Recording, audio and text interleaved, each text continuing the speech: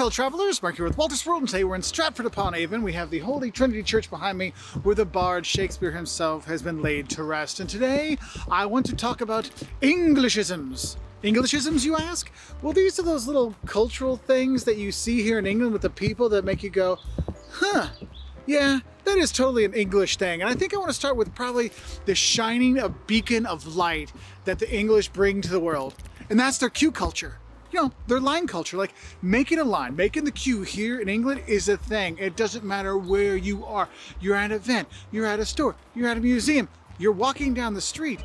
They do the queues extremely well, extremely efficiently. Like there's always a joke, oh, in heaven, the English organize everything. They are the ones that get it in order, because it's true. And the thing is, you see that in how things work.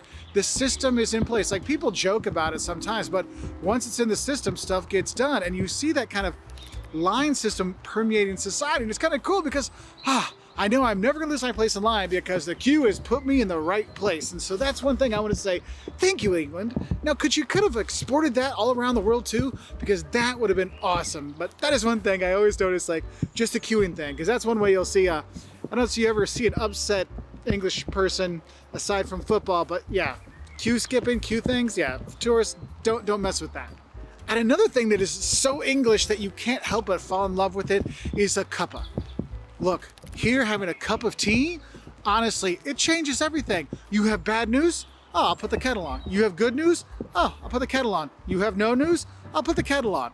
It doesn't matter what it is. People love their tea here. Young, old, all in between. I mean, it's just one of those things you end up enjoying. When you sit there and you have that cup of tea, I'm a Yorkshire tea person myself, put that cream in there, maybe with a couple of sugars in there too, and you're sitting back and relaxing, having your biscuit put in there, maybe dunking it, because that's how I do it. I know maybe you don't, but just enjoying the whole experience of having tea. Because it's not just a drink here in England, it's more of a mentality of, hey, just put a cup on, we'll be fine. A cup will make life better. And that's one thing I really like. And so when you're having a tough day, no matter where you are in the world, put on the kettle, have a cup of good English tea, and you'll be all right.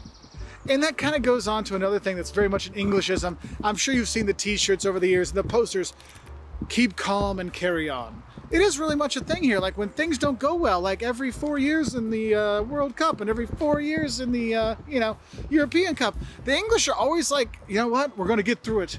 It doesn't matter if you're down, there's always next time. And they have that kind of mentality. And you see that when you hang out with them and you do things. People are very much, oh, it's bad weather, but you know what? We're gonna keep on. Oh, it's raining again? Well, we're still gonna walk the Cotswolds way. You know, I'm gonna do that 102 miles. We're gonna do it. And I love that attitude of perseverance. And it's something that's very much an English thing. And some people think it's like one of those boring, dry kind of things. But no, honestly, it's one of those things you really respect about them. It's like, yes, things don't always go your way, but we're gonna keep on. And you can respect that with the culture here. And I kind of, another cultural thing here is the politeness. Like, there's nothing more English than saying sorry for something you didn't do. Like, you can see some things they export. Like when you go to Canada, we make the jokes, the Canadians always say sorry. I think that's definitely one of those things that got brought over when the English came to Canada. But when you hear all the cheers for doing something nice, the thank yous and the sorry, excuse me, let me get the door for you kind of stuff, like, yeah, that politeness is like, it's a legit thing here. Now, it's weird because when you see the young people, you don't see the politeness at all. But I think something happens around 22, 25-ish, that they kind of switch and become quite polite. Because the thing is that keep calm and carry on, that politeness kind of thing, that having a cup and getting through, really kind of, you see it because you don't really see an upset Englishman very often, do you? Well, maybe, again, after football, that's different. But honestly, like when you see an upset Englishman, they might be smiling. That's when you need to be worried, okay? Now, another very English thing are the newspapers, the broadsheets. I'm never really sure all the differences out there because there's the normal newspaper kind of things. And then there's the ones that look like your crazy aunt who writes conspiracy theories on Facebook. She wrote the headline. So you're like, what the heck is going on? And you see them out there and you're like, what is this here? And people really get into it. And you get the debates and the chats about it. My goodness, listening to talk radio in England is like, it's next level. Like next time you're driving around, turn off your iTunes or whatever, or your Spotify, and just put on the local radio, the local talk stuff, especially with sports.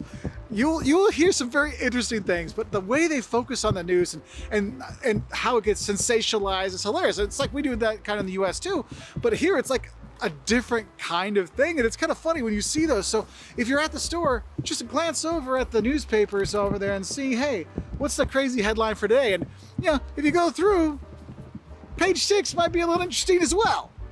Now, the next Englishism I want to talk about is the food.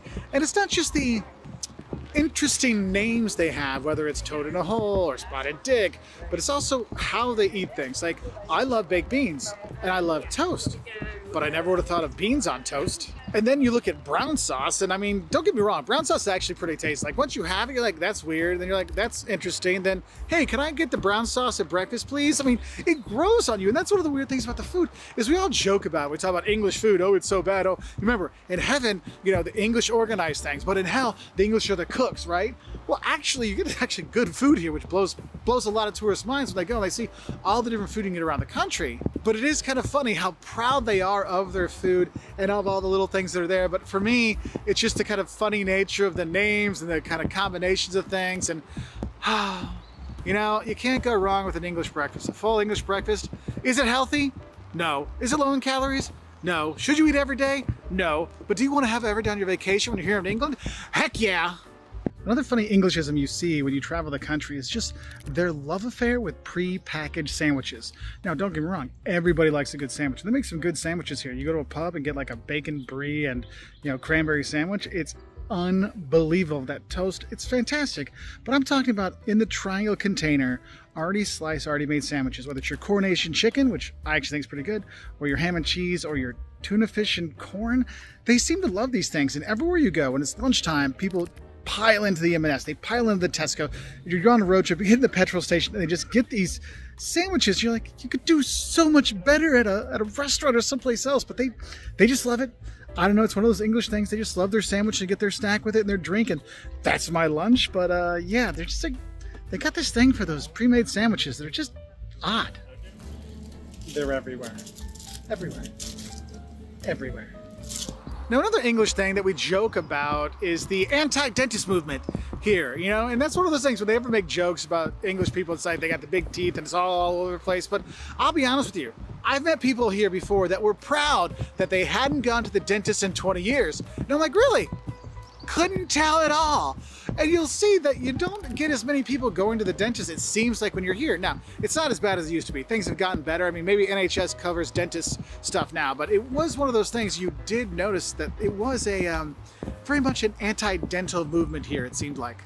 And the one thing you get reminded every couple years is the truly 100% optimism that the English have that it's coming home, it's coming home. Oh my gosh. Every time I've been here the last, I don't know, decade or so, every time it's a European Cup or a World Cup, they start singing that song. And they're so hot, like, yes, it's really gonna happen this time. And they've done well, don't get me wrong. Semifinals, I wish my team could do that, right? But the thing is that totally Englishness of, yes, we're gonna do it, yes, we're gonna do it, even though they know in the end it's not gonna happen.